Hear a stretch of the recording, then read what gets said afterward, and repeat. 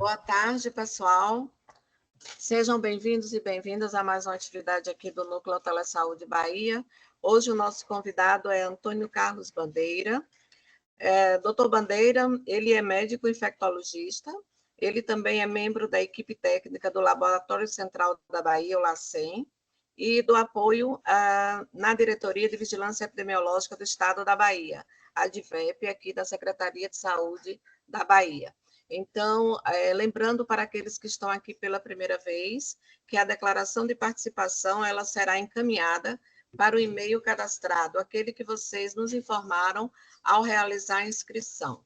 Lembrando também que esta atividade está sendo gravada e será disponibilizada posteriormente no nosso canal no YouTube, bem como a apresentação do Dr. Bandeira, essa apresentação em PDF também será disponibilizada para vocês, para que possam estarem pesquisando, se atualizando. Lembro mais uma vez que convidem os seus pares, né, os seus colegas das equipes, para que também possam acompanhar nossas atividades. No início do mês, a gente tem um card mensal com toda a programação, para que vocês possam, junto com os seus colegas, se programar para aquela atividade que vocês queiram se atualizar e se aproximar daquela temática. Então, mais uma vez, obrigada ao doutor Bandeira, obrigada à equipe do Telesaúde, por mais essa realização dessa atividade. Então, hoje, nós vamos ouvir o doutor Antônio Bandeira falando sobre diagnóstico e manejo clínico da febre oropústica. Então, eu passo a palavra para o senhor, doutor Bandeira. Obrigado, Adeilda. Obrigado a todos que estão aí nos assistindo aqui pelo Telesaúde. Hoje vamos conversar sobre o diagnóstico e manejo clínico da febre oropústica. E eu digo para vocês que vocês são aí os mais privilegiados. Aí, a gente aqui no estado da Bahia, porque a quantidade que eu tenho recebido aqui de convite para aqui falar sobre febre do oropústica e para São Paulo, para tudo que é lugar, está grande. E eu vou, de certa maneira, uma grande parte vai ser a utilização desse material que vocês estão tendo aí o privilégio de receber em primeira mão antes de qualquer outro aqui no Brasil, tá certo? Bom, aqui são os meus dados para quem tiver algum interesse em entrar, se inscrever na minha página do Instagram, ali, @doutor.bandeira, em que inclusive vou estar passando uma parte também dessas atualizações de Oropush, e o e-mail para quem quiser algum contato via e-mail, ok? Bom, então o vírus do Oropush, o que é esse vírus, né, que de repente apareceu para a gente? E o que é esse vírus? Esse vírus, na verdade, é um vírus diferente do vírus da dengue e da zika. Ele não pertence à família dos chamados flavivírus e também ele não pertence à família, vamos chamar assim, ao gênero dos alfavírus, e no caso é o vírus Oropouche. Esse vírus é de uma outra família, um vírus de RNA, mas da família chamada Peribuniaviridae, e o gênero é o Orthobuniavírus, em que dentro você tem mais de 170 vírus diferentes. Então, é uma das maiores, vamos chamar assim, famílias de vírus que englobam um número muito grande de vírus. E o vírus Oropouche, ele faz parte desse sorogrupo chamado Simbu, do subclade A, tá certo? Então, ele pertence a esse sorogrupo Simbu do subclade A, e é um vírus RNA de senso, que a gente chama de senso negativo, porque ele, diferentemente do vírus da dengue, por exemplo, que quando entra na célula já começa a transcrever o material genético, esse vírus não, ele entra com um tampão de vírus RNA, por isso que ele é senso negativo, e ele precisa ser transformado numa outra parte de RNA positiva para ele poder, então, fazer a transcrição. Ele foi isolado pela primeira vez em 1955 no Trinidad e Tobago, que é um país da América Central, perto aqui do Brasil, tá certo? E ele depois foi achado em preguiças aqui no Brasil também. Ele é transmitido, então, entre preguiças, um monte de animais silvestres, marsupiais, primatas, pássaros também, então ele consegue ser transmitido e infectar pássaros, por mosquitos de dois tipos de gênero. Um é o Culex, mas o que parece ser pouco, até o momento, pelo menos, tem sido pouco implicado. O Culex, que é a muriçoca, né, que morde de noite, mas é pouco implicado. E principalmente por esse aí chamado Culicoides paraensis, que é o chamado maruim. Esse maruim é que é o grande problema, que é o grande vetor de transmissão do vírus Oropouche. Então, diferentemente da dengue, da chikungunya e da zika, que tem o Aedes aegypti, que é domiciliado, pica durante o dia, tá certo? Gosta de ficar em casa, o Culicoides paraensis, que é o vetor do Oropouche, né, do vírus Oropouche, ele gosta de mata. Então não é ficar dentro de casa, ele gosta do contrário, ele gosta de, vamos chamar assim, ele é da mata, do mangue, e aonde você tem muita matéria orgânica, tá certo? De folhas, de pedaços de árvore. Então, é esse manancial, não é, de mata com restos de matéria orgânica, como a gente vê nos mangues, nos manguezais, etc., que é onde o maruim mais gosta de se reproduzir e é onde ele é o responsável, tá? O vírus em si, ele consiste de um genoma de três segmentos. Então, ele tem três segmentos separados de RNA, um chamado grande, o outro médio e outro pequeno. Então, em inglês, large, medium e small. E aqui está representado, né, o segmento grande, né, chamado segmento large, L, em que você tem principalmente o RNA polimerase, que é responsável exatamente para fazer a transcrição do material genético do vírus, tá certo? Então, a RNA polimerase, ela está aqui nesse segmento large, grande. Você tem, então, o segmento médio, tá certo? Que é esse aqui, que é menor do que o grande, médio, em que você tem duas proteínas de superfície do vírus, que são essas GN e GC, que são glicoproteínas que ficam na superfície do vírus. Então, só para você ter uma ideia, aqui é a membrana do vírus. E aqui você tem essa proteína de membrana, que é a GN, que fica aqui na superfície do vírus, e tem essa outra proteína de superfície, que é essa glicoproteína chamada GE, tá? São duas aqui. Além disso, você tem também essa proteína não estrutural chamada NSM, é uma proteína não estrutural que fica na membrana, tá certo? Então, essa proteína não estrutural, ela tá presente na membrana do vírus, tá certo? Ela está presente aqui na membrana do vírus, tá? Então, isso tudo é responsável, essas proteínas aqui, a proteína não estrutural, a GN e a GC, por conta do segmento chamado de médio. E o segmento pequeno, small, né, ele é responsável pela nucleoproteína, então vai ser importante para fazer o capsídeo do vírus, e de uma proteína não estrutural chamada de NS S, tá certo? Não estrutural S. Então, essa aqui é uma outra proteína, ok?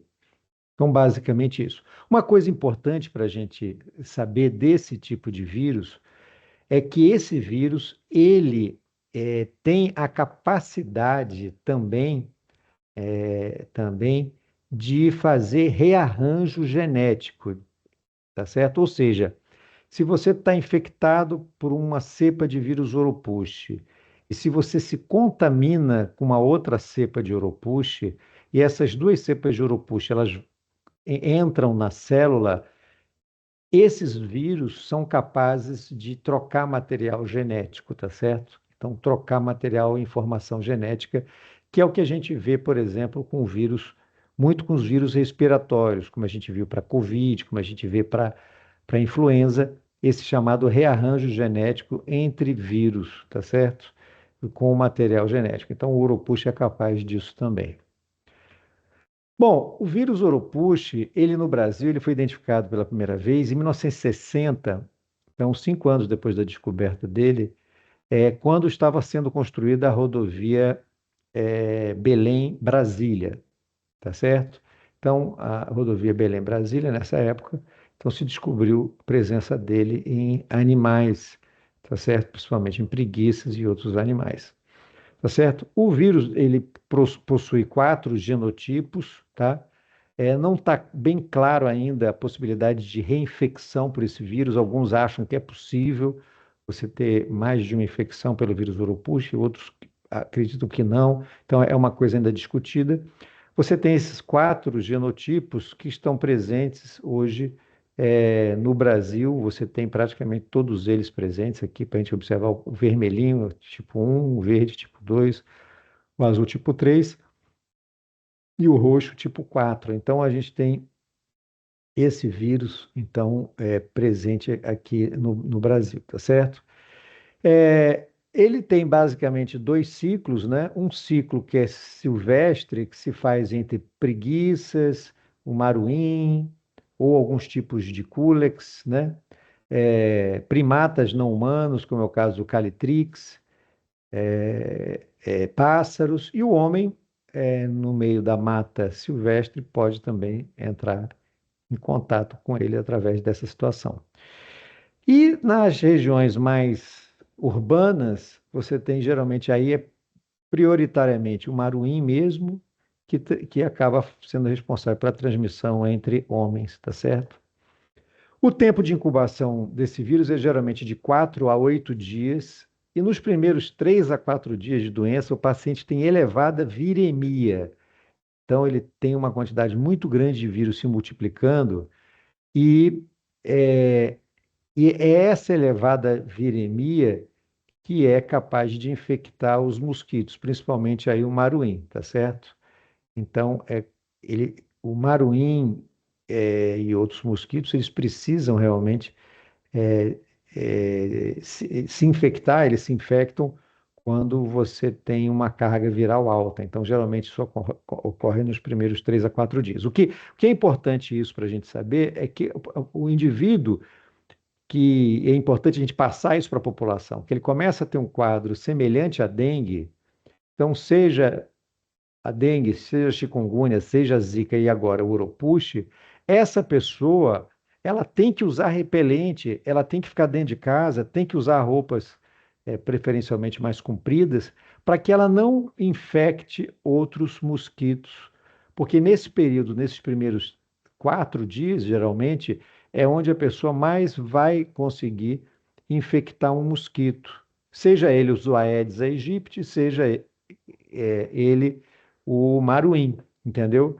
Porque se você permitir que essa pessoa doente se exponha, ela vai acabar sendo picada por algum desses mosquitos, e aí, você tendo alta carga viral no sangue, esses mosquitos vão chupar um sangue cheio de vírus e vão acabar se infectando e vão infectar outras pessoas. Então, é muito importante que a gente oriente a pessoa doente a ficar em casa e usar repelente também, pelo menos nos primeiros 4 dias, e se afastar de sair de dentro de casa para ambientes expostos, para que ela também possa contribuir para não estar reproduzindo o ciclo de transmissão, tá certo?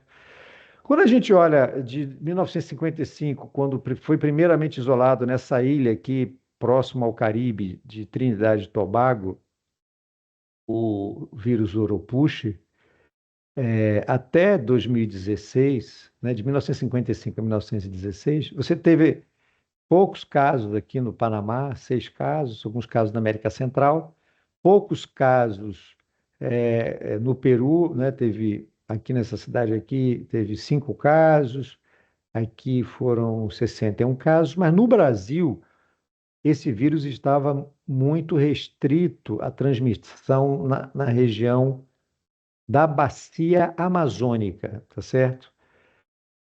E dentro dessa região da bacia amazônica, que inclui o Amazonas e principalmente o estado do Pará, além dos estados de Rondônia, Roraima e Amapá, mas o estado do Pará é um dos que tem tido maior quantidade de vírus, de infecções por esse vírus. E aqui, a gente vê aqui, por exemplo, na ilha aqui de Marajó, né? Você vê mais de 100 mil casos já foram reportados, e várias cidades do Pará com surtos de 6 mil, 14 mil, 17 mil, 97 mil casos, assim como também no Amazonas, 94 mil. Mas os estados todos da região norte, eles têm tido surtos de vírus Oropouche. Isso vinha mais ou menos dessa forma, né, passando um pouquinho, vamos chamar assim, espirrando um pouquinho para os estados vizinhos, tipo Maranhão, um pouco para o Piauí, para o Tocantins, tá? Então espirrava um pouquinho, mas ainda muito restrito a essas áreas até 2023, tá certo? Então, até 2023, esse vírus estava basicamente restrito aqui. A partir de 2023, a gente vai ver que começa a haver uma expansão e que, principalmente, essa expansão acabou explodindo em 2024. Então, quando a gente olha, inclusive, esse trabalho, não é, que saiu recentemente, né, desculpa, esse trabalho que saiu recentemente mostrando, é, mostrando aqui a reemergência do vírus do Oropouche. Vocês podem observar que de 2015 a 2023, né, você acaba tendo a- uma taxa de incidência, né, entre 50 e 100 pessoas por 100 mil habitantes, aqui nos estados da região norte. Pará, Amazonas, Roraima, Amapá, Rondônia e Acre, tá? E você vê que o Maranhão, ele tinha de 0 a 1 caso por 100 mil habitantes, o Tocantins também, o Piauí tinha alguns casos importados, e você tinha alguns outros estados, como São Paulo, Paraná, Alagoas, Rio Grande do Norte, casos importados, tá certo? De Oropouche que veio. Aqui na Bahia, a gente fez uma coisa fantástica e a gente se antecipou aos estados do Brasil, de certa maneira, porque nós, desde setembro, mais ou menos entre setembro e outubro do ano passado, o LACEN aqui da Bahia, ele acabou comprando, né, e produzindo o material para fazer o PCR para o vírus Maiaro e Oropouche, e nós vínhamos testando aqueles pacientes que tinham um quadro clínico compatível com dengue, mas que deu dengue, zika, chikungunya negativo no RT-PCR. E aí a gente fazia o PCR para vírus Oropouche e vírus Maiaro. E aí a gente, no ano passado, 2023, não teve nenhum caso que a gente conseguiu detectar. Então, setembro, outubro, novembro, dezembro do ano passado, nada. Janeiro desse ano também não. Em fevereiro, a gente passou a não já começar a chamar a atenção a quantidade já importante que começou a chegar de muitos pacientes com o RT-PCR negativo para dengue, chikungunya e zika, e aí a gente começou a testar e viu que em março, então em março, pela primeira vez, a gente detecta a circulação do vírus Oropouche exatamente nessa região aqui de litoral ali de Valença, da chamada Costa do Dendê. E aí começa a crescer muito. Então, em 2024, olha o que acontece com o Brasil. As áreas da região amazônica que tinham uma incidência entre 50 e 100 casos por 100 mil habitantes, elas pulam para mais de 100 casos por 100 mil habitantes, principalmente aqui no Amazonas e em Rondônia. Tá? Então, você começa a ter uma taxa de transmissão muito maior e um número muito maior de casos. E observe que todos esses outros estados aqui, que eram aqui brancos, tá certo? Que não tinha nada, só o Tocantins e o Maranhão, que tinham entre 0 e 1 caso por 100 mil habitantes. Então, eles começam, então, esses estados todos a ficarem como Tocantins, como Maranhão, como Piauí, como Ceará, como Pernambuco, tá certo? Começam a ter transmissão de vírus Oropouche. A Bahia, porque a gente conseguiu detectar isso precocemente, né, acabou entrando, né, na mesma coloração dos estados endêmicos do ano passado. Observe que a coloração aqui do Amazonas e o Pará é a mesma da Bahia desse ano, sendo que o Amazonas e Rondônia estão muito piores, muito mais escuros. Então, a gente passou a ter entre 1 e 50 casos por 100 mil habitantes no estado da Bahia por conta desse surto que começou a ocorrer aqui.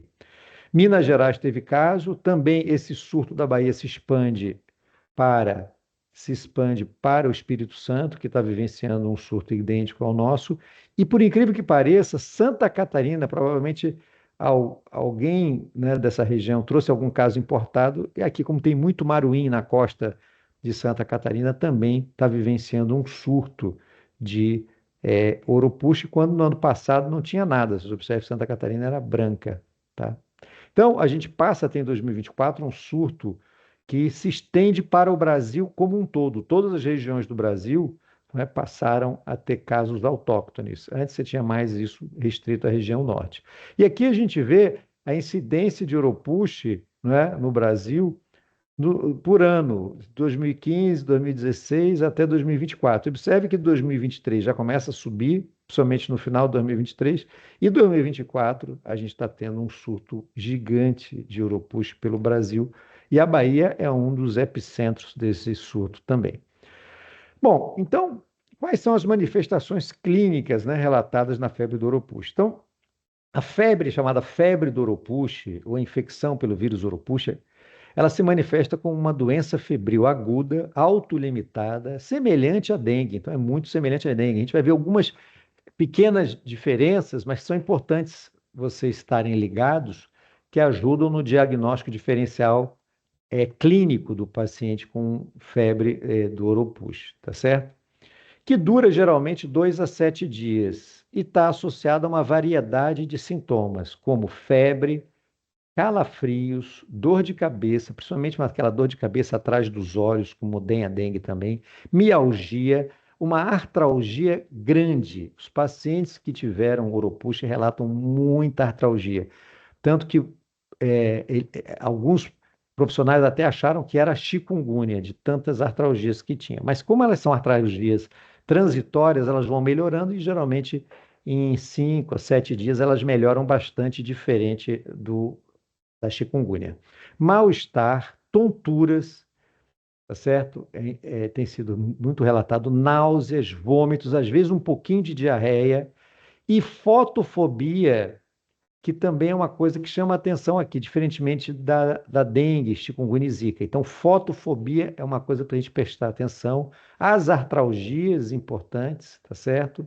Dor retroocular e uma grande também inapetência. Os pacientes ficam muito inapetentes, não querem comer, ficam sem apetite, tá?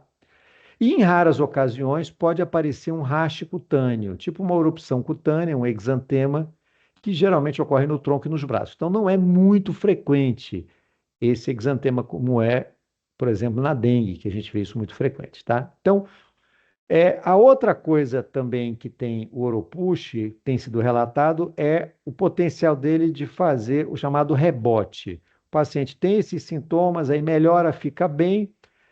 Quando ele está melhorando, ele volta a apresentar mal-estar, dor de cabeça, dor nas articulações, às vezes um retornozinho da febre que pode vir e isso vai embora. Então, faz esse rebote, esse quadro, às vezes, uma semana ou 2 semanas após o início da primeira manifestação clínica, às vezes ele faz esse quadro. Então, é ficar atento também. É tipo assim, o paciente vai chegar para você e dizer, pô, doutor, eu tive dengue agora semana passada, estava melhorando, voltei a ter todos os sintomas de dengue de novo. Estou agora com dor de cabeça, tive um pouquinho de febre, calafrio, estou com dor no corpo. Então, isso vai chamar a atenção para você de que é febre do Oropouche, tá bom? Há também sinais hemorrágicos, como sangramento espontâneo, pode acontecer, tá certo? Então, já na literatura, já tem 2 trabalhos que mostravam que Oropouche pode causar sangramentos, como sangramentos espontâneos, como petequias, epistaxe, sangramento gengival, em alguns casos, e sangramento vaginal também, tá? Então, em alguns casos pode ter. Então, não é só pensar que é dengue que faz isso, não. Oropouche pode fazer manifestações hemorrágicas. Outra situação também que o Oropouche pode fazer é envolvimento do sistema nervoso central, fazendo um quadro de meningite asséptica ou de meningoencefalite.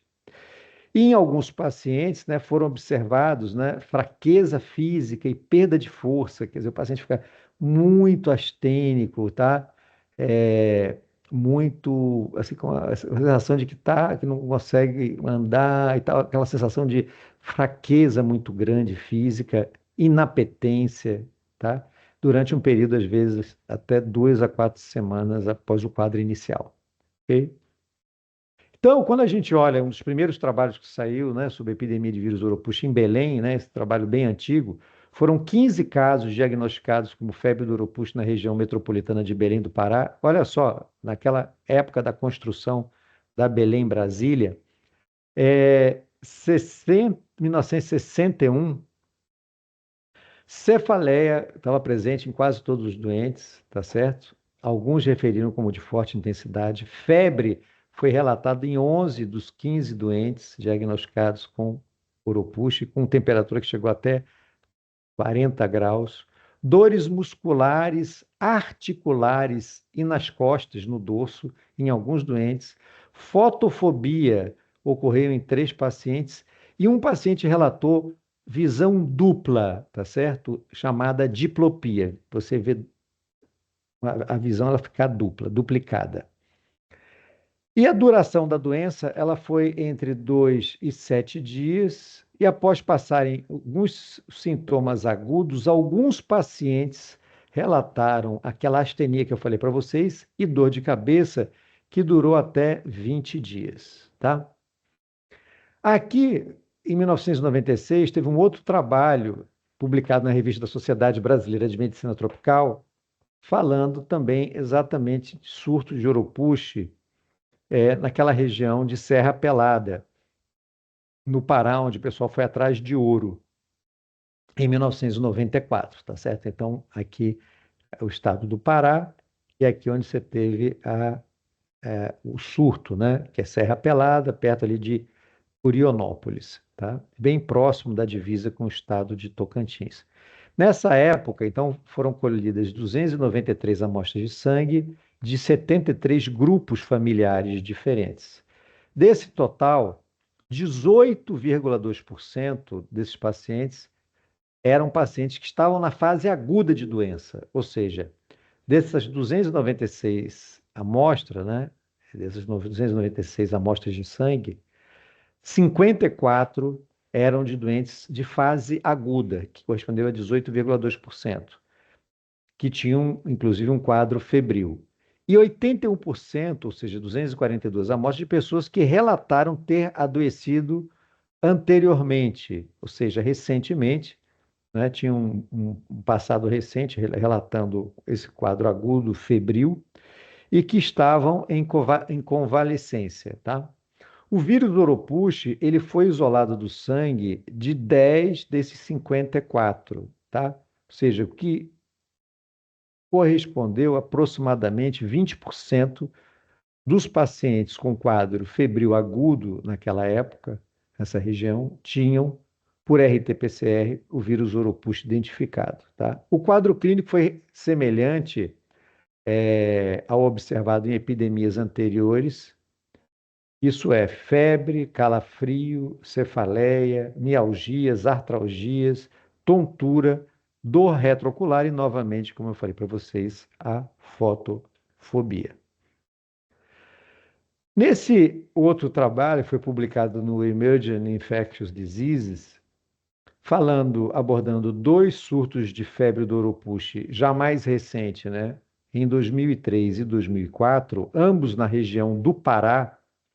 O primeiro surto de 2003, com 125 soros coletados de Parauapebas, no Pará, e 109 soros coletados de Porto de Mós, também no Pará, a partir de um quadro febril agudo que começou e que se tornou um quadro de surto nessas 2 áreas. Então, era um surto febril agudo. Do primeiro surto, 20,8% dos pacientes tinham um PCR positivo para vírus do Oropouche, tá certo? E os sintomas sugestivos de Oropush, eles variaram de 59% a 71%, sendo que a febre foi observada em 100% dos doentes, cefaleia em 79,3%, dores articulares. Observe que dor articular como é importante, tá? 68,7% e dores musculares em menor percentual de 30%. Aqui, esse trabalho, ele fala muito nessa situação que eu comentei com vocês sobre a recorrência, né? Então, 70% dos pacientes se queixaram de recorrência dos sintomas. Então, aquela coisa, o paciente fica bem e tal, melhora, aí quando ele está ficando melhor, ele volta a apresentar novamente os sintomas, principalmente febre, dor de cabeça, 2 a 3 semanas após o primeiro episódio, tá certo? Então, isso foi o que chamou a atenção nessa publicação aí, tá? E aí, vindo aí mais recentemente, então, em 2009, foi publicado então esse trabalho, que era epidemia de febre do Oropouche na região norte do Brasil, não é? A caracterização epidemiológica e molecular, de um surto também que aconteceu aqui no Pará, tá vendo? Nessa região mais a leste do Pará, em que 113 casos de Oropouche no inquérito sorológico e também parte de um estudo prospectivo de casos febris agudos em duas regiões, uma chamada Magalhães Barata e a outra chamada de Maracanã, no Pará, em 2006, tá? Então, desses 113 pacientes com quadro de febre aguda e confirmados também por biologia molecular. Então, eu vinha falando exatamente nesses slides, no trabalho que foi publicado em 2009, não é, no Journal of Clinical Virology, sobre um surto que ocorreu no norte do Brasil e que foram 113 casos confirmados de febre do Oropouche no inquérito sorológico e, em parte, em um estudo prospectivo de casos febris agudos. Então, foram surtos em duas cidades em que você teve um grande número de pessoas fazendo um quadro estilo dengue, né? É sempre isso, muito parecido. Quadro que as pessoas começam a ter um quadro febril agudo, muita gente com mal-estar, dor de cabeça, febre, mialgias, etc., nessas duas regiões aqui, nessas duas cidades, Magalhães, Barata, que é a cidade de Maracanã, no Pará, em 2006. Então, quando a gente olha os sintomas, né, e apresentados para esses 113 pacientes, como um dos critérios foi febre, então não é por isso que você tem 100% de pacientes que tiveram febre. Isso não quer dizer que os 100% de todos os doentes com Oropouche vão ter febre, entendeu? Então, a gente precisa sempre ficar ligado no tipo de estudo que foi feito e como é que ele foi estudado, a forma como ele foi estudada, tá certo? Então, esse é um estudo em que, na verdade, você tem 100% dos doentes, porque você coletou exatamente de pacientes que tinham febre. Então, 100% dos doentes tinham febre. Cefaleia, desses 113 pacientes, dor de cabeça estava presente em 112, ou seja, 99,1%, calafrios em 59,3%, mialgia em 46,9%, tontura 39%, e aqui ó, vem de novo a fotofobia em 38% dos doentes, náusea e vômito em 36% e dores articulares em 21%, tá? Observe que exantema, né, aquelas manchinhas vermelhas no corpo, só ocorreram em 2,5%. Então, não é um vírus que cause muita exantema. Então, isso já ajuda para a gente diferenciar para dengue. Isso numa região que esteja tendo surto das duas arboviroses, tá? E aí, andando ainda mais recentemente, isso aí saímos de 2006, né? Nesse surto do Pará que eu mostrei para vocês. Agora, para 2007 e 2008, em Manaus, né? Então, um surto de febre do Oropouche em Manaus, que ocorreu entre 2007 e 2008, através, inclusive, de uma vigilância de doenças febris do Instituto de Medicina Tropical de Manaus, 631 pacientes com síndrome febril, né, aguda, e que tinham exames negativos para malária e dengue, foram então triados, tá certo? Então, você teve uma triagem em que uma parte desses doentes, né, foram dengue, outra parte foi malária, mas desses 631 que foram triados e que tinham um quadro febril, ou seja, a gente vai começar com febre em 100%, então, entendeu? Então, aqui é de novo aquela pegadinha que a gente tem que ficar atento. Não é que Oropuxo dá febre em 100%, é que o estudo era de vigilância de doenças febris, tá certo? Vigilância de doenças febris. Desses 631 pacientes com febre e exames negativos para malária e Oropuxo, foi feito, então, IgM para o diagnóstico de Oropuxo. Então, aqui é outra situação. O IgM vai ser positivo, geralmente nessas arboviroses, a partir do quarto, quinto, sexto dia. Então, provavelmente esses eram doentes que foram positivos, não é, para Oropuxo, eram aqueles que tinham pelo menos aí 4 a 5 dias de doença. Então, desses 631, 128 pacientes foram positivos para Oropuxo, o que correspondeu a 20,3% dessa amostra, tá? Tinham idade entre 2 e 81 anos e uma média de idade de 30 anos. Então, febre é 100% porque era o critério de vigilância de doença febril. Dor de cabeça estava presente em 72,7%, mialgia, ou seja, dores no corpo, 70%, artralgia, aquilo que eu falo para vocês, artralgia, em quase 58% dos pacientes tinham artralgia. E aqui, o raste cutâneo, ou seja, exantema, apareceu num número maior, 42% dos casos, tá? Nesse estudo, é muito interessante a gente ver que 15,5% desses doentes tiveram manifestações hemorrágicas, tá certo? Então, esse estudo, pela primeira vez, mostrou a importância do aparecimento de manifestações hemorrágicas, que foram petequias, epistaxes e sangramentos gengivais, tá certo? Bom, e aí a gente aqui na Bahia, em 2020, nós publicamos um trabalho que, na verdade, tinha a ver com aquela nossa investigação de Zika, tá certo? Então, naquela época que nós estudamos a Zika, descobrimos a Zika aqui no Brasil, então essas amostras eram amostras de novembro de 2016 a dezembro de 2017, tá? Dezembro de 2017. Então, essas amostras foram de 53 pacientes de um hospital privado de Salvador que tiveram um quadro semelhante à dengue, tá? E a gente fez a sorologia para dengue e o PCR para chikungunya e zika e todos foram negativos. O que a gente fez naquela época? Tentou, então, ver outros vírus. A gente utilizou amostras de soro em 53 pacientes, saliva em 42 desses pacientes e urina em 22, tá?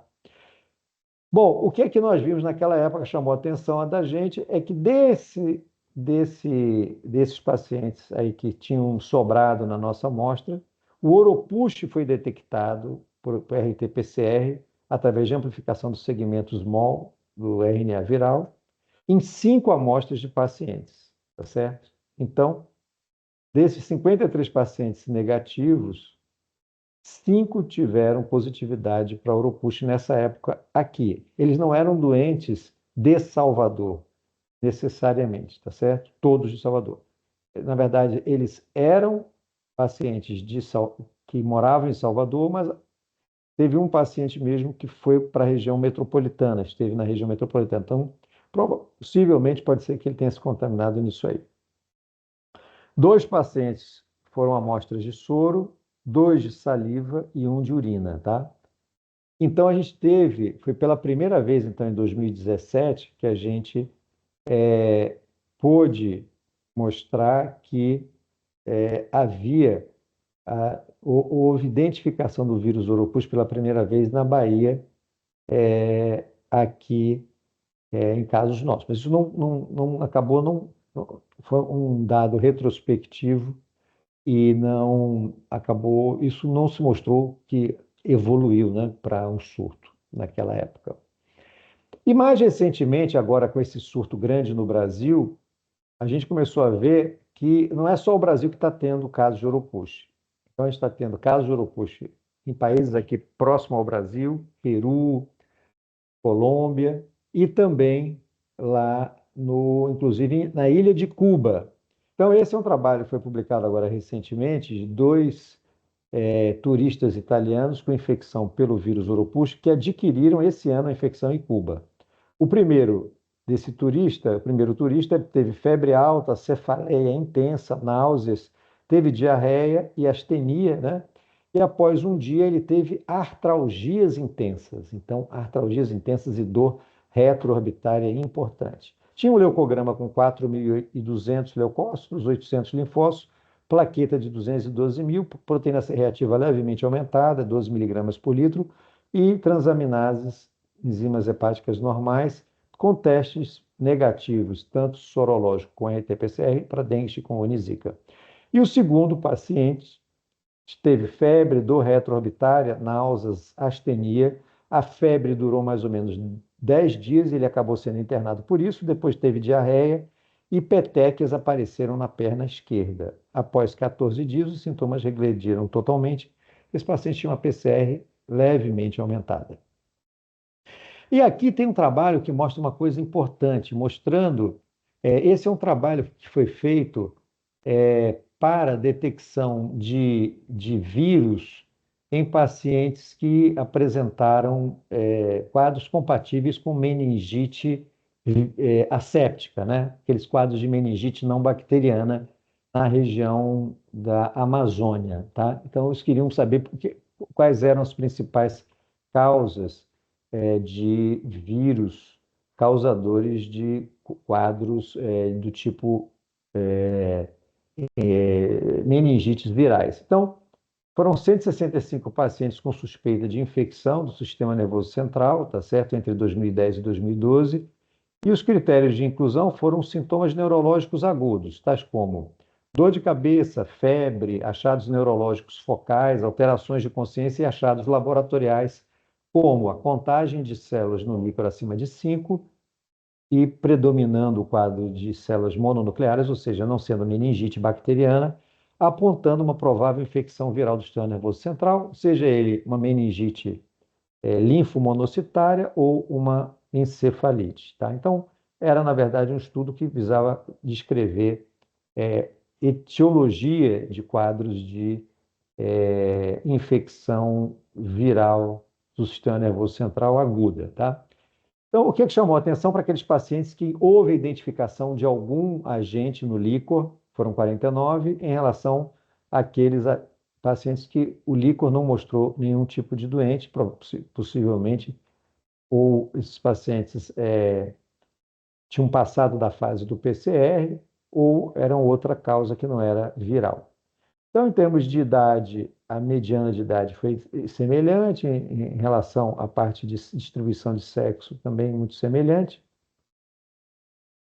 E, em relação aos sintomas, a cefaleia foi mais presente naqueles pacientes que tinham algum agente viral ali causando, ou encefalite ou meningite linfomonocitária, em 83,3% desses pacientes tinham cefaleia, versus 54,9%.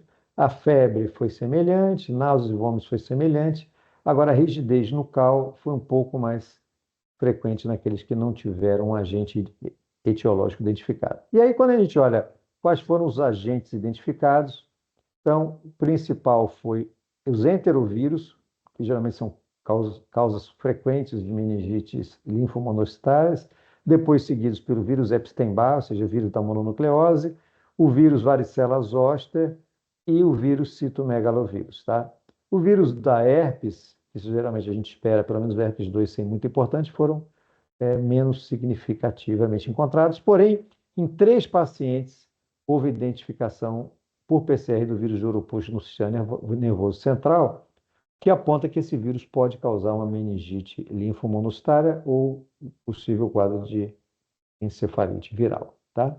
E aqui, em seguida, a gente tem esse trabalho que foi uma meningoencefalite causada pelo vírus do Oropouche, tá certo? Então, a gente tem um paciente então, de 28 anos, do sexo masculino, procurou inicialmente atendimento por febre, mialgia, dor de cabeça e tonturas, tinha retornado para São Paulo de uma viagem a Mosqueiro, que é uma ilha no Pará, e tinha feito também passeios na floresta amazônica 10 dias antes, tinha um hematócrito de 54%, prova do laço negativo, NS1 negativo, sorologia para dengue negativo, com exame da gota espessa para malária negativo. Após 7 dias do quadro inicial, né, dessa febre, mialgia, dor de cabeça, tonturas, ele passou a apresentar febre alta, então voltou a ter aquele quadro recorrente que eu falei para vocês, que teve um quadro inicial, né, de febre, mialgia, dor de cabeça, tonturas, melhorou. Após 7 dias do quadro inicial, então ele volta a apresentar febre alta, dor de cabeça de um lado só, intensa, vômitos, fotofobia, né? É uma coisa importante para a gente pensar no Oropouche, importante,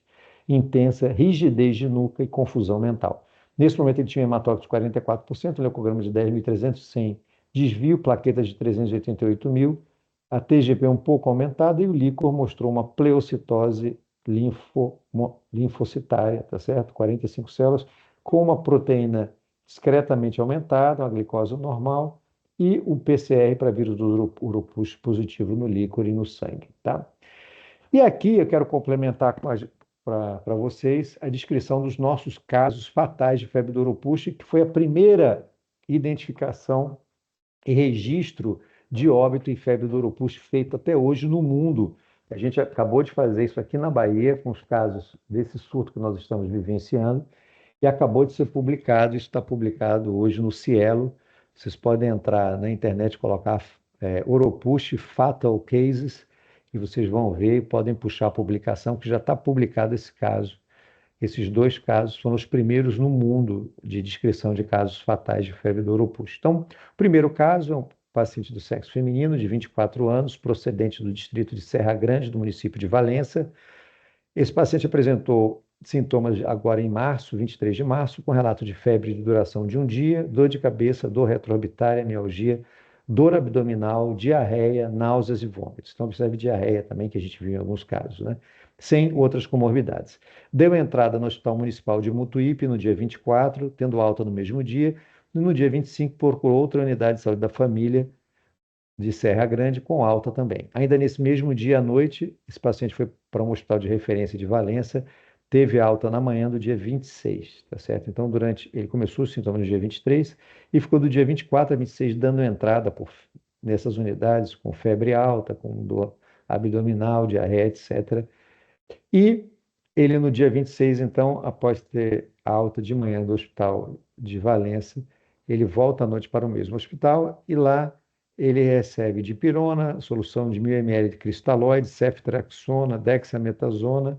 Relatou, então, em seguida, visão turva, reportando dificuldade em enxergar. Após 7 horas da admissão, o paciente continuava com fortes dores abdominais, estando hipoativa com edema ocular, e após 10 horas a paciente apresentou quadro de agitação psicomotora, em seguida hipotensão de saturação, foi introduzido máscara de Venturi a 8 litros por minuto, evoluindo em seguida para intubação orotraqueal com moderada quantidade de sangue. Vinha muita quantidade de sangue pelo tubo. Após 1 hora, a paciente evoluiu para parada cardiorrespiratória e foi a óbito após 13 horas da admissão nesse hospital. Então, aqui, para vocês terem uma ideia, a evolução da pressão arterial, frequência cardíaca, saturação, temperatura axilar e glicemia na admissão, após 7 horas, após 10 horas e após 12 horas da admissão. Vocês observem que já entrou essa paciente com uma pressão limítrofe, né, 90 por 60, cai para 80 por 60 e depois, próximo ao óbito, ela cai mais ainda para 80 para 40, a frequência cardíaca é de 100, passa para 101, depois cai para 61. A saturação vai começar a cair com 10 horas de internação e cai mais com 12 horas. Esse paciente estava febril no primeiro momento. O que é que chama a atenção dos dados laboratórios dessa paciente?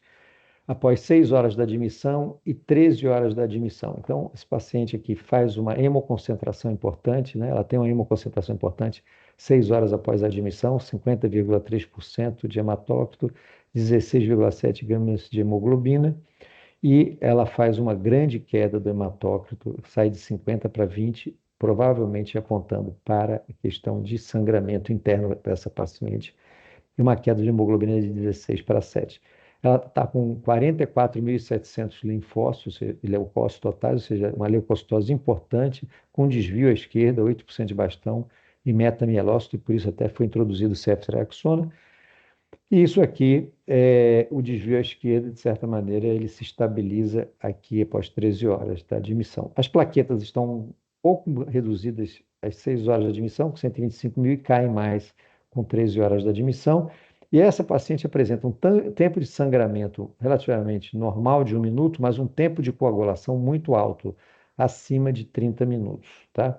E transaminases bem aumentadas, quase na faixa de 1.000, TGO de 970, TGP de 404, além de bilirrubinas levemente aumentadas e uma disfunção renal vista já nas 6 horas da admissão. Nos resultados que foram feitos de biologia molecular, a gente fez o RT-PCR para dengue, chikungunya, zika e maiaro, todos negativos. Teve o RT-PCR para vírus urupuxo detectável com uma alta carga viral, então o CT16 indica alta carga viral.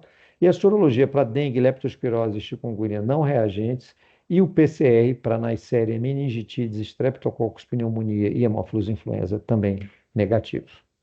Aqui o segundo caso é uma paciente de 21 anos, procedente de Camamu.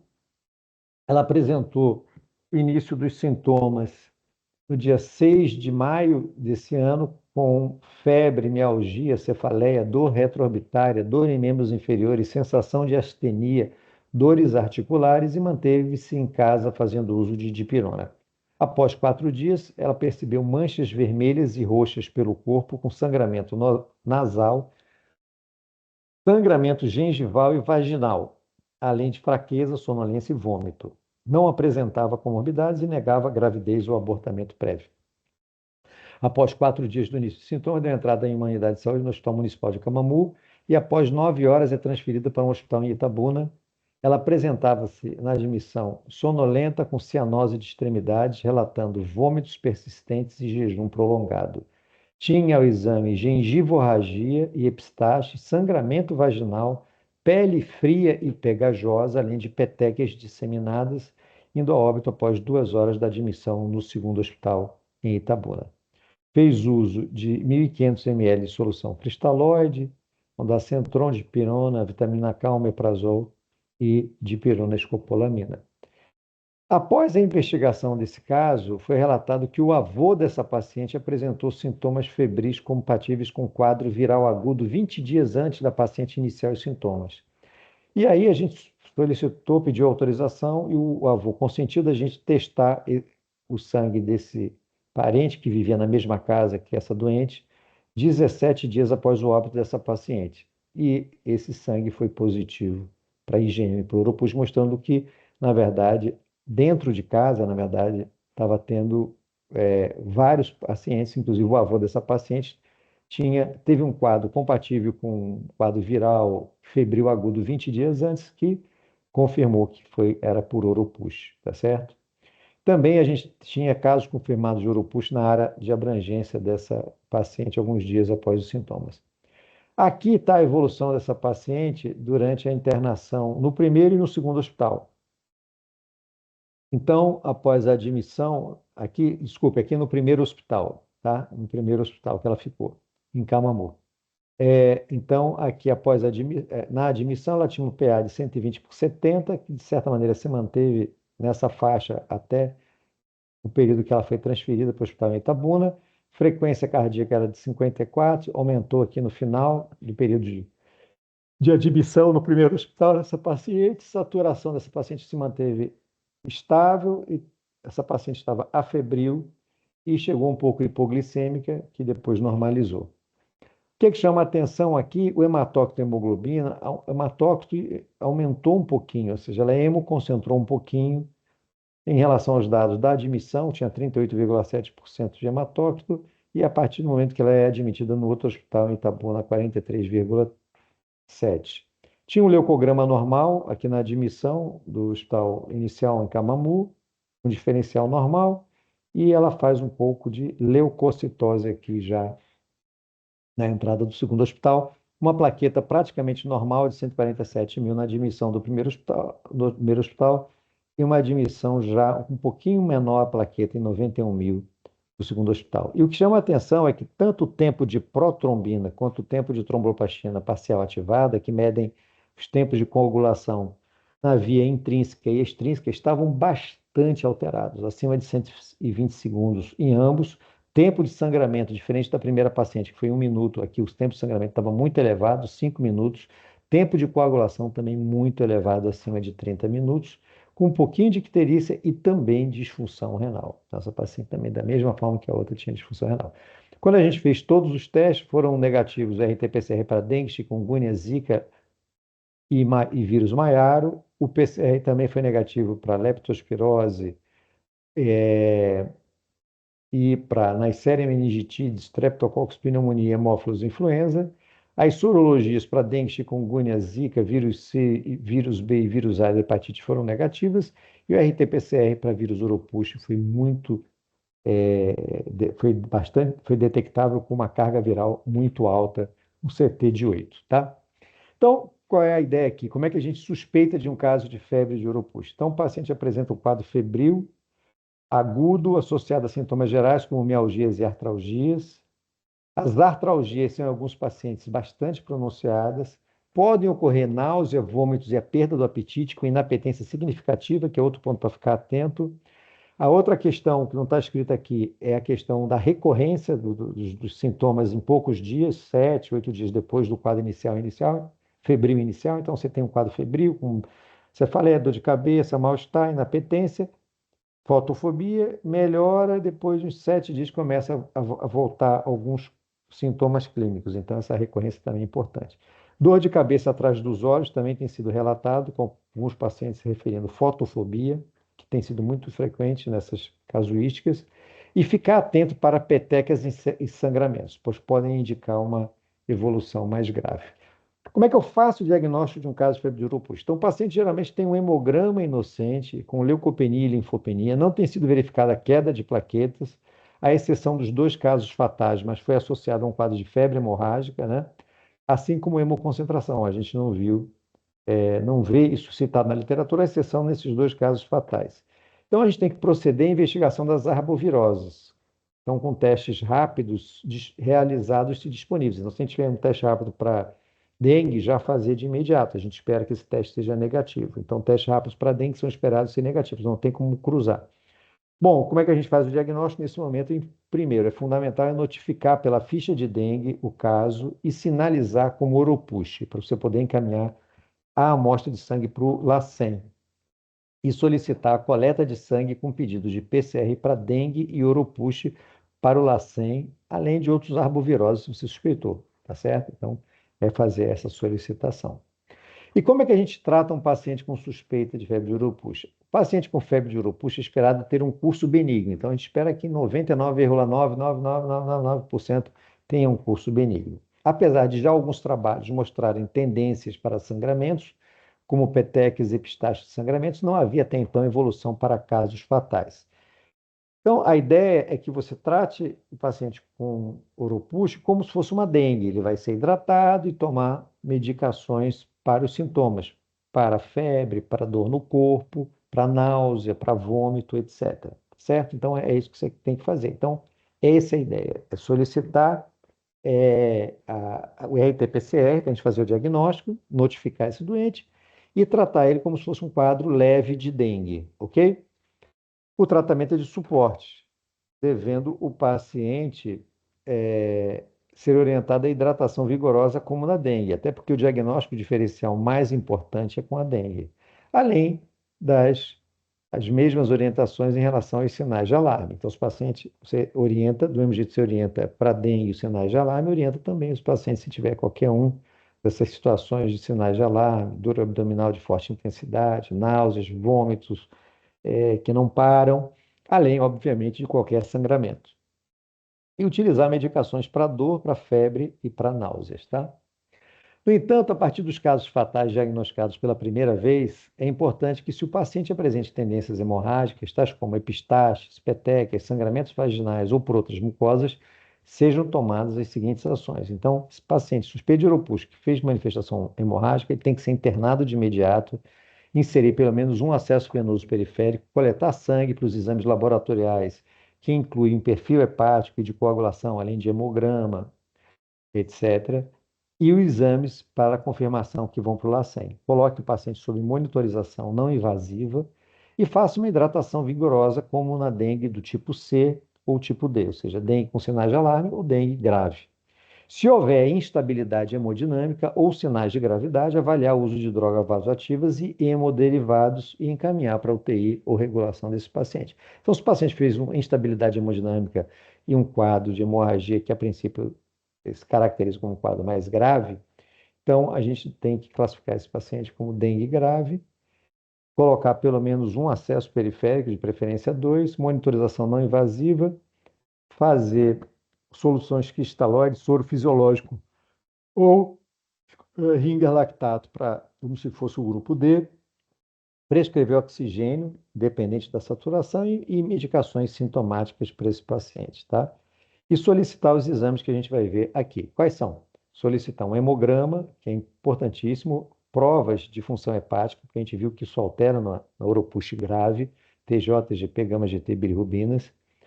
A função renal, sódio, potássio, ureia, creatinina, tempos de coagulação, tempo de protrombina e tempo de tromboplastina parcial ativada, o lactato e a gasometria arterial. Então, isso aqui é fundamental. Se você tiver como fazer um teste rápido para dengue, já faça para afastar. E se tiver possibilidade de fazer um raio-x ou TC de tórax e ultrassom de abdômen, também faça.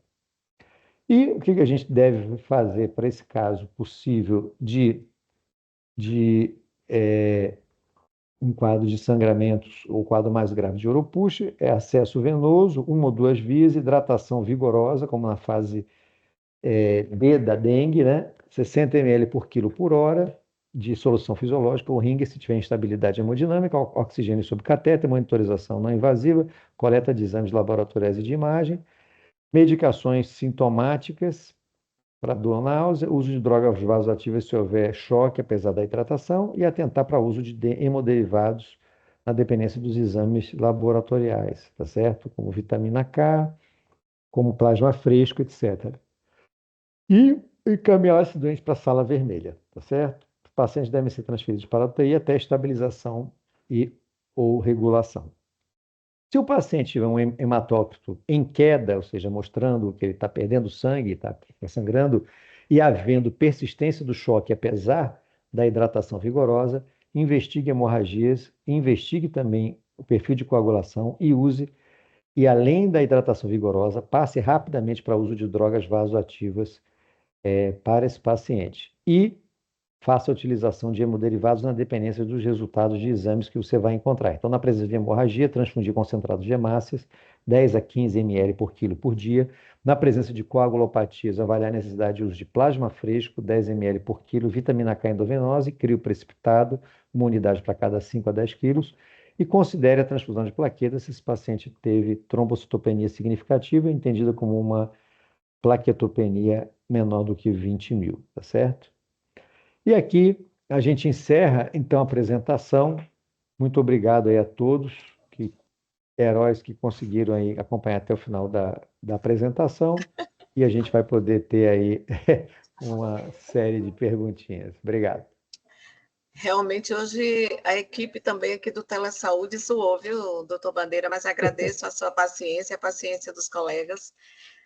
Estamos com 190 pessoas aqui na sala, peço desculpas, são intercorrências técnicas e que a tecnologia nos proporciona tantas oportunidades, mas também tem essas questões. Então, estão parabenizando a sua belíssima apresentação, e agora eu vou ler algumas perguntas para o senhor. Algumas perguntas, pode até o senhor já ter respondido durante sua apresentação, mas às vezes as pessoas chegaram depois e hoje mais ainda acentuada com a questão desse problema. Então, vamos ver aqui. Ela, Djania, pergunta, mas quanto tempo leva para chegar o resultado do exame de sangue, mas aí vou fazer outra, fazendo um blocozinho para o senhor. Se existe contraindicação de uso de algum medicamento mediante a suspeita, não tem a confirmação, mas está suspeitando. Então, se existe essa contraindicação de algum medicamento. Olha, a gente geralmente contraindica aspirina, tá certo? Nessas arboviroses. A aspirina a gente realmente contraindica. Para outras medicações, não tem nesse momento uma contraindicação formal. Contraindicação formal não. Você pode usar dipirona ou paracetamol para febre, né? Ou para dores de cabeça.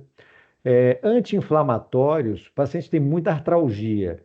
A gente procura usar com cautela, principalmente nos pacientes que têm comorbidades, porque a gente sabe que o paciente que tem comorbidade, usando anti-inflamatório, ele pode fazer uma disfunção renal, uma coisa desse tipo. Então, a gente tem que ponderar o uso de anti-inflamatório nesses pacientes idosos ou que têm comorbidades. Para o paciente mais jovem, ele geralmente não tem muito problema de usar anti-inflamatório. Então, assim, não é contraindicado. Você vai indicar conforme a necessidade do paciente. A outra questão, assim, que é muito importante que a gente hidrate bem o paciente, né? Então, no manejo, é fundamental um manejo semelhante à dengue, no sentido de que, para a imensa maioria dos pacientes com Oropus, que são quadros autolimitados, ele se hidratar bastante, porque o diagnóstico inicial é com dengue, e às vezes os resultados dos exames não saem nos primeiros 3, 4 dias.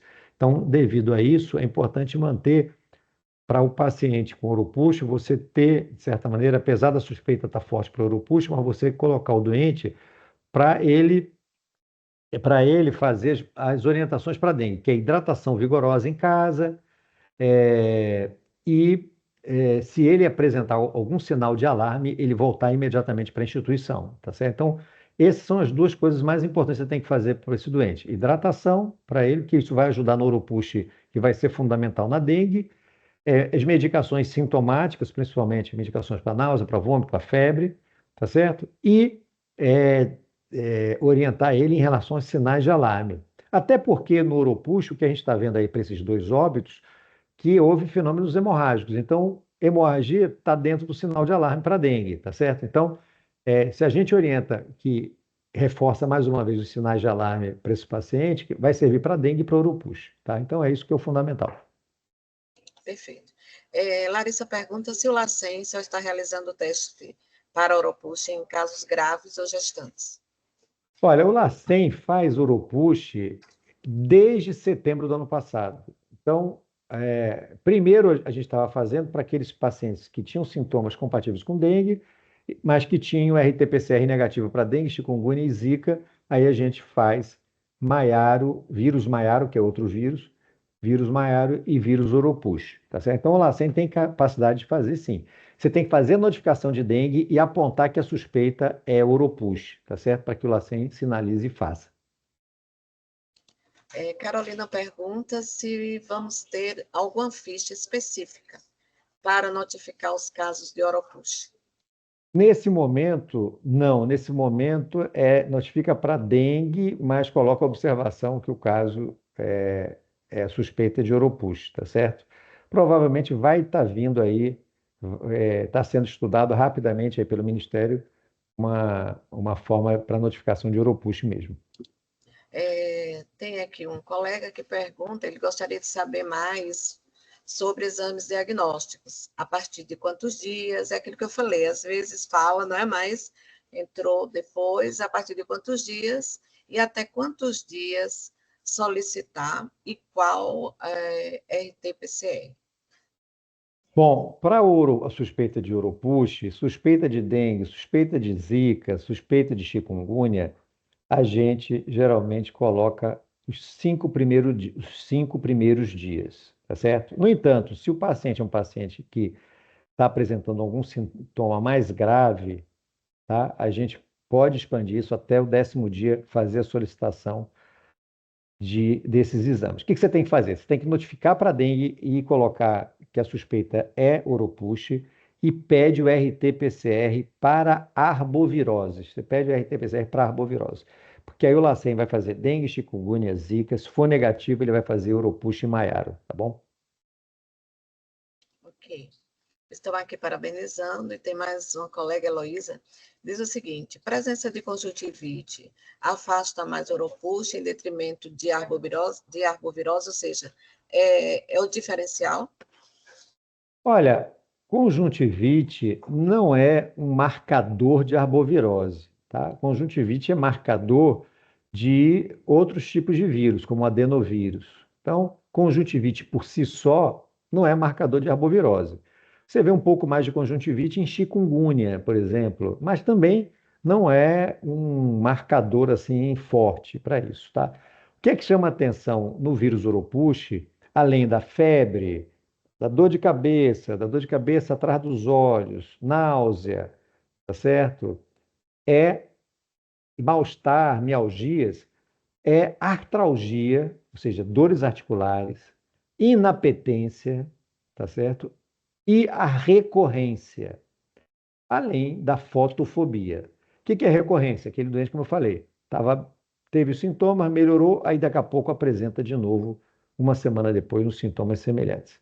Então, quadro compatível, semelhante à dengue, mas tem, além de ser parecido com a dengue, tem fotofobia, tem muita artralgia, tá certo?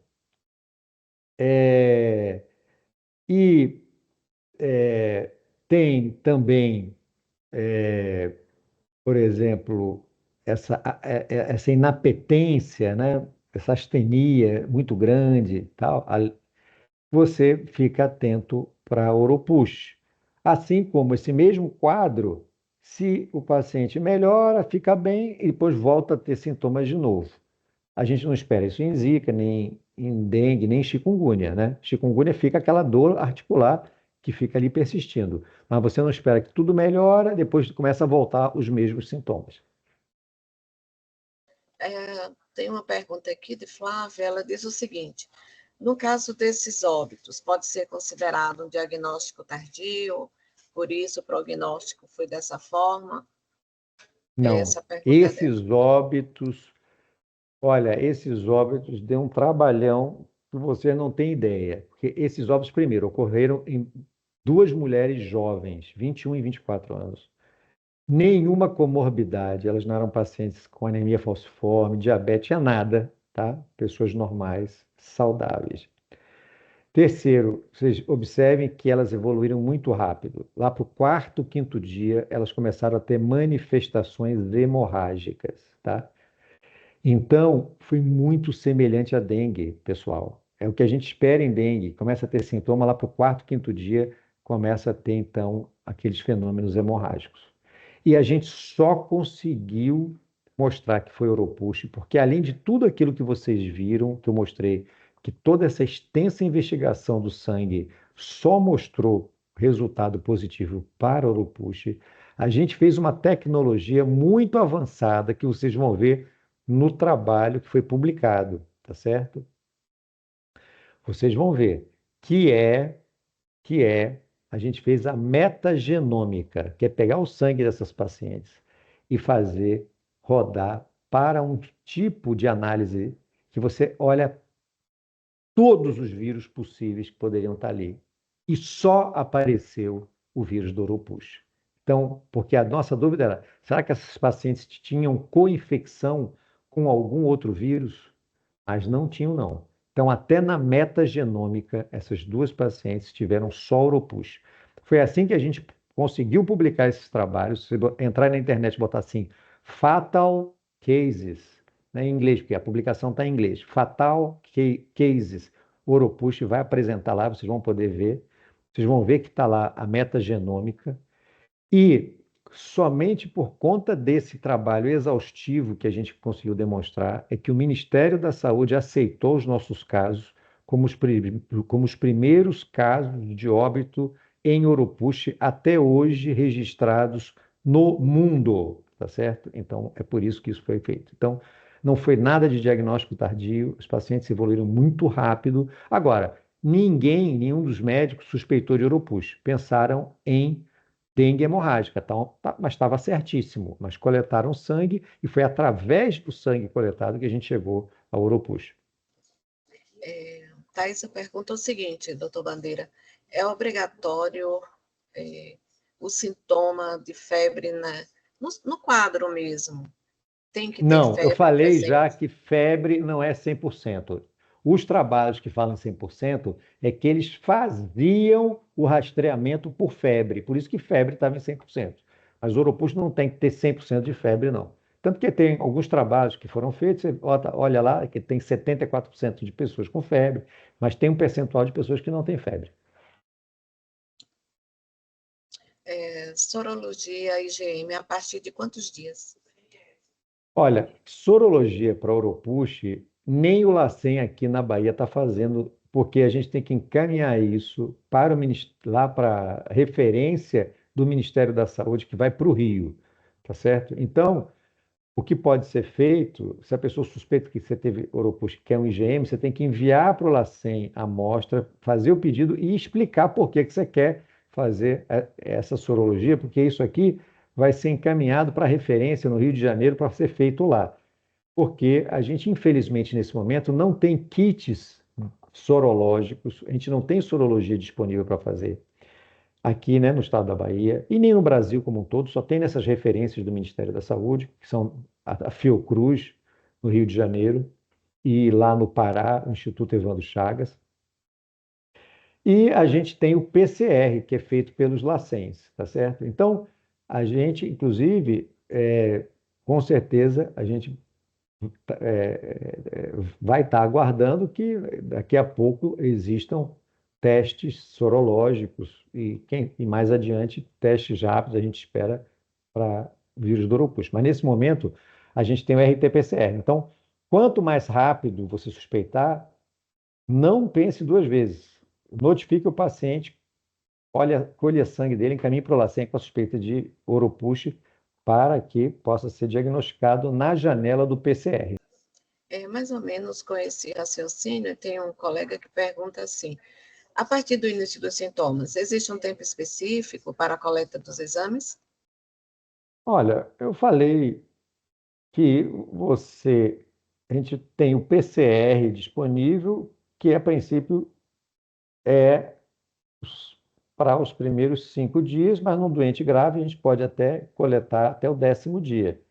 É isso, não tem segredo, entendeu? É isso, é pensar na notificação para dengue, colocar que a suspeita é Oropouche, coletar o sangue e encaminhar isso para o LACEN. De preferência, encaminha soro e sangue total. O sangue total vai ser naquele tubinho, né, do tipo hemograma, aquele tubo cor de roxo. E o soro normal no frasquinho que encaminha soro mesmo, tubo seco, com o soro ali do paciente.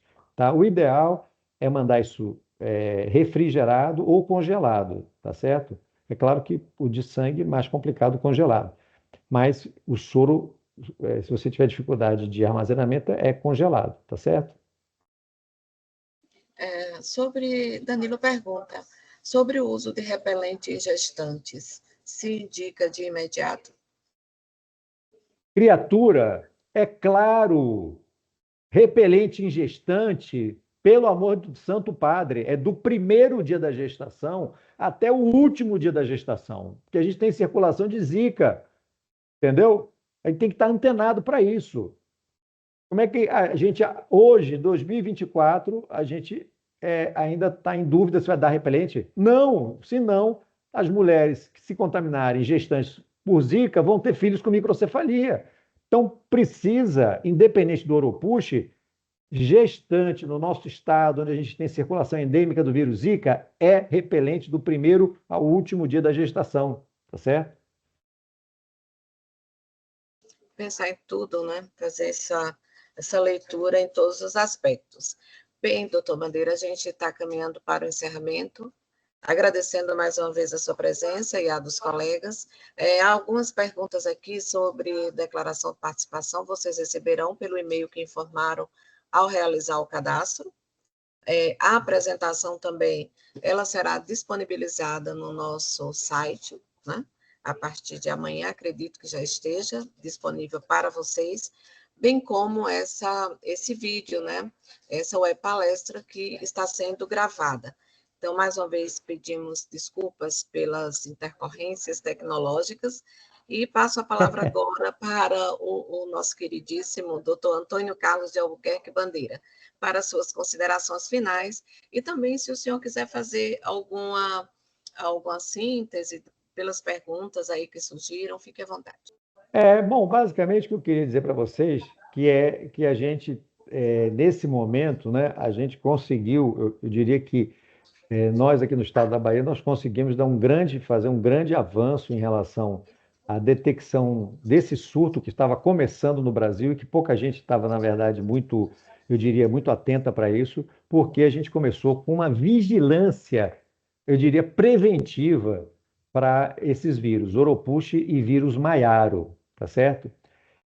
E foi por conta disso que a gente conseguiu detectar o início do surto que começou a afetar a gente, que tudo indica que tenha sido um casamento, uma cerimônia de casamento, que uma pessoa que veio do Pará, possivelmente contaminada, foi ali para a região de Valença e que deu início. Então, até isso a gente conseguiu meio que rastrear. Então, tá de parabéns o LACEN por estar fazendo esse excelente trabalho, né? Que foi um verdadeiro trabalho eu não chamaria a prevenção da doença, mas a prevenção da entrada, né, de novos patógenos aqui para a gente. Se não fosse isso, a gente jamais saberia, porque a gente começou a detectar o vírus do Oropouche agora em março, mas desde setembro do ano passado a gente já vinha buscando ele, e o outro vírus também, o Maiara. E parabéns também à vigilância epidemiológica, né, do Estado da Bahia, de VEP, pelo excelente trabalho que a partir daí fez de buscar rapidamente, não é, os casos, de notificar, botar toda essa equipe. E vocês, na verdade, eu estou falando para essas pessoas, são vocês são os grandes heróis nossos que estão aí nas regionais de saúde, e que estão fazendo um excelente trabalho de busca desses casos, levantamento de informações epidemiológicas que têm sido fundamentais. Se não fosse por isso, a gente não teria conseguido publicar esses 2 casos fatais de Oropouche, que até então, até hoje, nunca tinham sido publicados e registrados, tá certo? Porque a gente conseguiu buscar esses casos, conseguiu fazer o diagnóstico, ir atrás desses casos, levantar informações e fazer um verdadeiro levantamento gigantesco nas amostras de sangue para que a gente pudesse provar que só tinha Oropouche e com carga viral elevada nas 2 pacientes. Então, isso foi muito importante. Além disso, está tendo uma outra situação com Oropouche, né? Tanto Pernambuco como a gente aqui na Bahia tá tendo, teve casos de gestantes que se contaminaram, tá certo? Em Pernambuco teve gestante que se contaminou com Oropouche e isso levou a abortamento, né, do feto.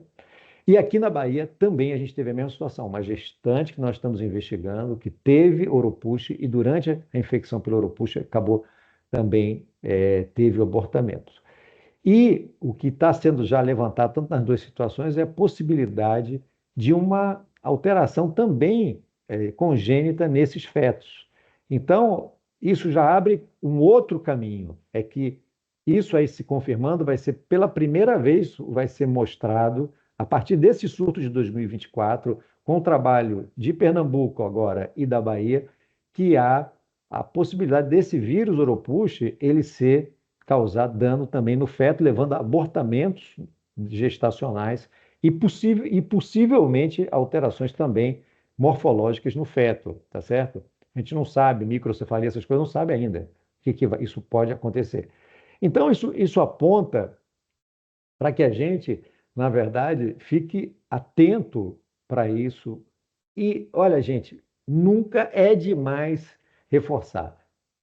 Pegou um caso estranho, notifica, colhe sangue e encaminha para o LACEN. Às vezes a gente pensa numa coisa e vai dar na outra. Pensa em dengue, é Oropouche. Pensa em chikungunya, é o vírus Maiaro, que é outro vírus que a gente ainda, eu espero que não entre, mas a qualquer momento pode entrar e fazer surto aqui no estado da Bahia, porque ele já está fazendo surto aqui do lado no estado do Tocantins. E aí ele é muito parecido com quem? Com o vírus da chikungunya. O Maiaro, ele causa uma artropatia semelhante ao vírus da chikungunya. Então, é outro complicador. Então, eu peço a vocês, suspeitou, viu caso esquisito, notifica para dengue, notifica para chikungunya, notifica o que você quiser. Aquilo que vem na sua cabeça naquele momento que você acha que é o mais importante, notifique, mas encaminhe a amostra, tá certo? Caminhe a amostra para o LACEN. A gente, com a amostra, a gente tem condição de fazer um trabalho muito grande e, às vezes, de mostrar que a gente agora não está tendo um surto de dengue só, tá certo? Se a gente não tivesse tido esse apoio fundamental da vigilância epidemiológica e principalmente do LACEN, de estar fazendo essa vigilância genômica, a gente jamais teria conseguido mostrar que a gente estava, primeiro, vivendo um surto de Oropouche, que não era um surto de dengue, e segundo, mostrar que esses casos que eu mostrei para vocês foram casos fatais de Oropouche, tá certo? E não foram casos fatais de dengue. Pensa aí, pensa vocês aí, se a gente não tivesse a possibilidade de fazer o diagnóstico de Oropouche, como é que esses dois casos fatais iam ser notificados? Clínico epidemiológico, dengue hemorrágica. Por quê? Foi tudo negativo para dengue. Mas a gente ia dizer, mas do ponto de vista clínico epidemiológico, isso era dengue. Pô, dengue hemorrágica, quarto dia, manifestação de hemorragia, faz choque, morre. Só dengue faz isso. E a gente viu que não é. Então, vamos começar a ficar atentos mesmo para isso. E eu estou sempre disponível para as dúvidas que vocês tenham, né? E aqui foi muito importante isso, tirar dúvida, discutir. É isso mesmo. É nesse clima bacana que a gente tem tido. Muito obrigado aí pela participação de todo mundo aí. Muito obrigado também a toda a equipe do Telesaúde, a Deilda aí, que é uma campeã aqui nisso. E realmente a questão aqui desse problema na internet não foi daqui, foi aí realmente do YouTube e dessas outras plataformas. Obrigado. Nós que agradecemos mais uma vez ao senhor, doutor Bandeira, e a todos que estão aqui com a gente, e as equipes que participaram, para que essa atividade pudesse ser realizada. Então, hoje à tarde, doutor Bandeira falou sobre diagnóstico e manejo clínico da febre Oropouche. Então, nos acompanhe nas redes sociais, acompanhe no site para as nossas próximas atividades. Danilo aqui parabeniza. Muitos parabéns aí para o senhor, viu, doutor Bandeira? Até uma próxima oportunidade, pessoal. Fiquem com Deus. Tá bom, valeu.